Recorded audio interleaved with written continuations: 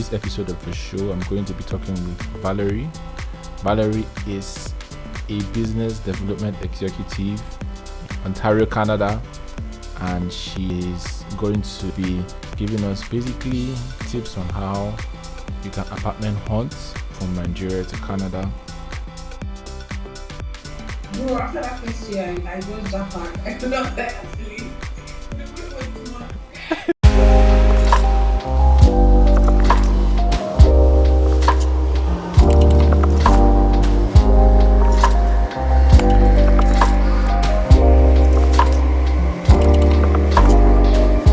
So, before we start off with anything, Valerie, please introduce yourself, tell us who you are, and tell us what you do. My name is Valerie, and currently I do business development. So basically, I work in the sales and marketing team of a technology consulting company in Canada. So I came to Canada primarily for school, and when I came, I went to like a boarding school. It was like a pre-college kind of thing. So it was a 1-year boarding school, and I think that really helped me settle down because they were all Nigerian, but they were people from different nationalities. They were Asian, they were Russian. We were just able to kind of assimilate and just kind of adapt into the culture quicker. Okay, so your very first house hunting experience. Obviously, as you said, in your first year, you were in kind of like a college type of setting. So you really didn't need to hunt for apartments. But after your first year, tell us how it was like getting your very first Canadian apartment. So my first Canadian apartment was in Toronto, and I was moving there for school. And honestly, so at this time I was doing my college in Hamilton, another city. I just started house hunting on my phone, like checking apartments in Toronto. I didn't really know much. I've never been to Toronto before then. So I just kind of found a place online. I knew that Toronto rent would exist. Okay, where was this place online? Do they have like designated websites, or these were private agents that you just happened to chance on online? This was a private like apartment. It was more like they were their own people, like they had their own business kind of thing. And so they had their own like apartment condo downtown that you could rent. And so yeah, I kind of went to their website. And so when I googled like apartments in Toronto for students, and their website was one that came up. And then I went to their website, and then they have like options of 1 bedroom, 2 bedroom. You want to share, you want to stay in one kind of thing. And then I kind of chose one I wanted, and then we get in contact with your young people in process. Okay, that's awesome. That's amazing. What would you say were your experience like at first, the very first apartment, out of a 1 to 10 rating? How would you rate your very first? 5. Wow. A 5. That's very average. The rent is just expensive, unnecessarily. I'm talking about upwards of 8,500 per month. Wow, that's a lot. Which is insane. Yeah. For like a Did you stay there for the duration of your university, or there was another apartment that you stayed in, or two afterward? Bro, after that first year, I went Japan. I could not say actually. The food was too much. So I left different. Okay. That was a lot better. Okay. So, explain to us this second missionary journey that you had, where you stayed with a friend.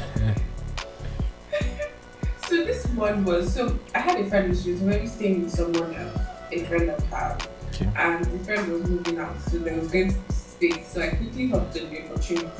I didn't really necessarily have to house hunt in this case because my friend just spoke to the landlord, like telling him about me and that I would like to move in.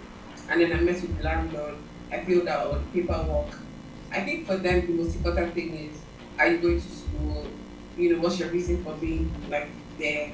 And then even like just a guarantee that you'll be able to pay your rent.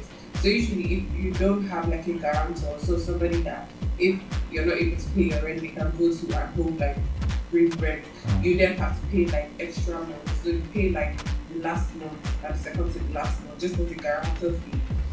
And then you fill up and the renting was so much cheaper. Like we went from like 1,500 to a like we dropped by a whole $500, $700 in Oh. rent when I moved to this new place.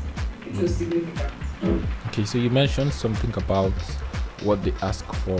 So typically, if you want to get a house in Canada, what are some of the documents that you need, or what are some of the things that you need to have for you to be able to secure your own house or your own apartment?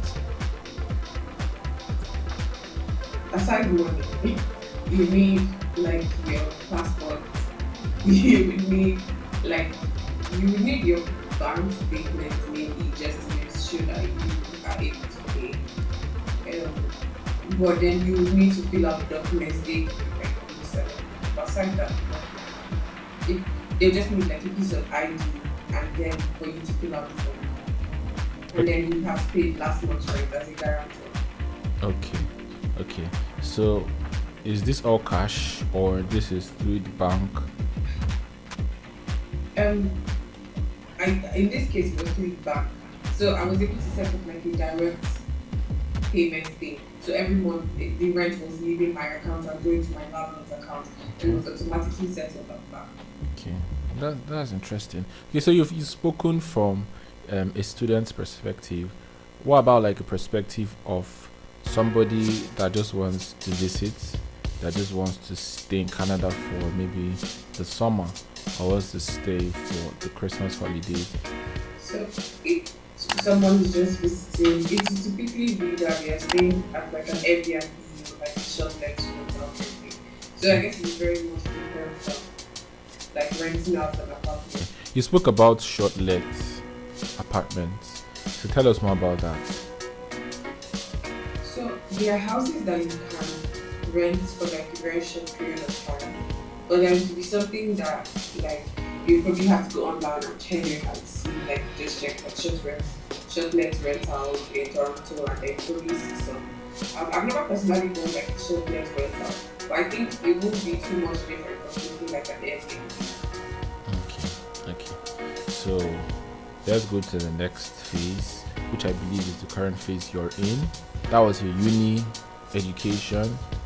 That phase ended. So tell us what happened after that.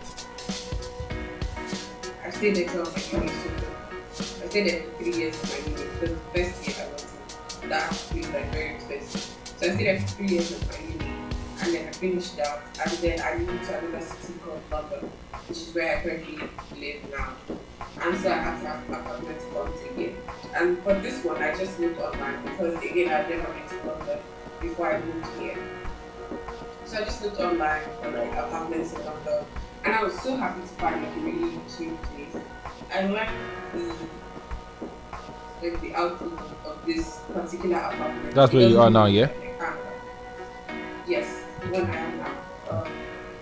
You can search and give me the pictures. But yeah, I just kind of looked online for it as well. And I shared the apartment with I shared it with 3 other girls, but I had my own room, and my room was the biggest. It was quite spacious. It came with like a washroom, a walk-in closet, and then like a bed and everything. Like its furniture is already included. So it was a really good deal, and again the rent was cheaper than in Toronto. So it went down from like 1,075 in Toronto. Now I'm paying around 8,000. I'm paying around 875 in London. But it's just because it's a different city. And London's generally cheaper than Toronto. Okay. Compare your experience here in London. First off, so many people do not know that London is a city in Ontario, yeah, which is not to be confused with London in UK. So compare your two experiences when you were in downtown Toronto, where you stayed for during your uni, and here in London. Like, what do people need to know? People that are looking to or comparing these two places, what do they need to know as far as the pros and the cons go? That's actually a really good question. If you're a city person and you like more like going out, you like nightlife, you just like being in a place like bubbly, Toronto is the place for you. If you're someone that prefers a more quiet suburban life, London is the place for you. So it really depends on the kind of person you are and what you're kind of looking for with your own living experience. So I think for me, my experience, I really liked Toronto, but I think both cities have their pros and their cons. I really liked Toronto just because I stayed there for a while and I really liked the city. And I liked just being on the balcony and just looking at the view. It was always so beautiful. And just the convenience of everywhere was just close to you.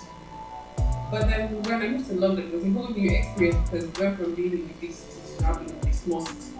And I'm still getting used to it. Like, of course, I'm like, damn, this is kind of weird. But I'm getting used to it in that sense. And then I just like, I like it because it's also walkable. So I take walks.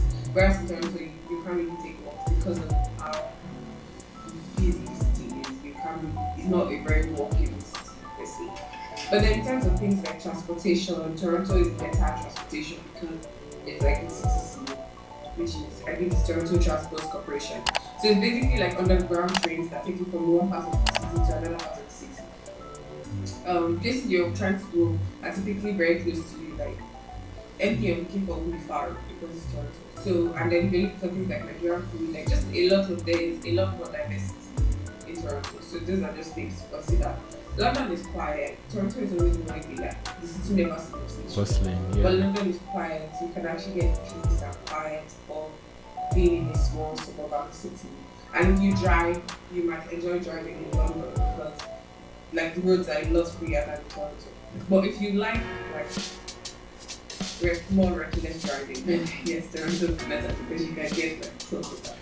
But yeah, it just really depends. But I think I really enjoyed those experiences, to be honest. They were just different times in my life and I just enjoyed being in both places at the time I was there. But then I do plan to move back to Toronto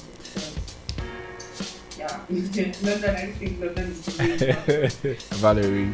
And like I said before we started, Valerie is a business development exec there in Canada, and she also does liaison for our clients in the diaspora. So she'll be the one you'll be interfacing with if you want to really do anything from that side of the world. Thank you so much for your time. And are there any last words you want to say to the people that are listening before we wrap this up? Yes, like, comment, subscribe, everything in this video, share. So you heard her. Thank you so much for making this interview today. We'll be seeing more of her. Uche Philip Modi. Thank you so much. Bye bye.